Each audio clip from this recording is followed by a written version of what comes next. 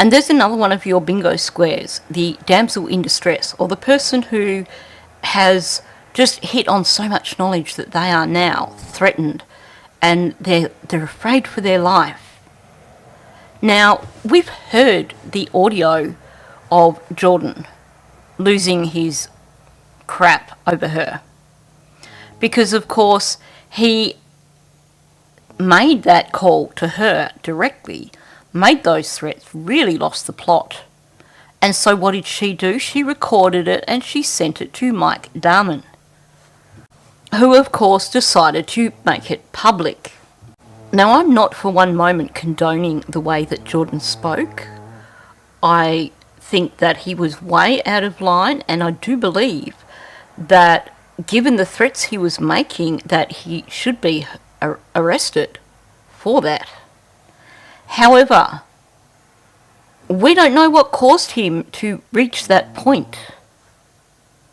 We don't know if she's been making allegations about him or about Durwood behind the scenes. Now, Durwood claims that she's totally credible and he believes every word of what she says. But something she did or said really triggered Jordan. We don't know what that is, but given some of the rumours that I've heard that she has shared with people about the Mackenzies and about Cindy's family and Hayley's family, then it is quite possible that she has made some serious allegations against Jordan that have pushed him to lose it. And of course that has worked in her favour, because she's been able to send that audio to Mike Darman, which is that, like I said, the damsel in distress thing. I wish she can't be lying, because look at the threats this guy is making. She must be someone who is really such a truth seeker that she's willing to stick her neck out and face these threats and these accusations, and now she's, at risk and we've got to protect her. This is such a classic form of manipulation. Now, I have seen with the Kylie Rodney case, I know there were people with that case that were getting threats made against them. But they weren't sharing them publicly. They were discussing them behind the scenes.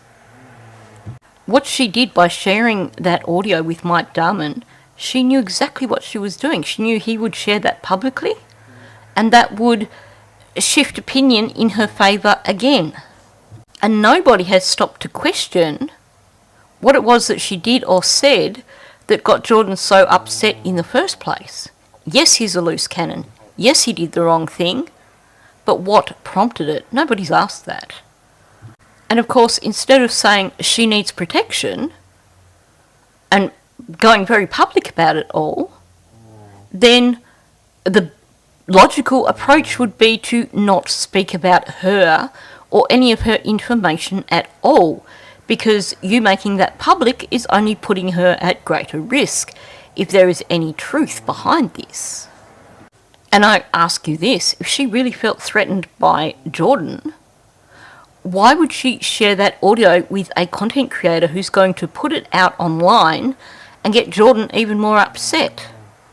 If she truly felt threatened by him, then I would have imagined that she would have contacted the RCMP, handed over the audio and said, I want this guy charged.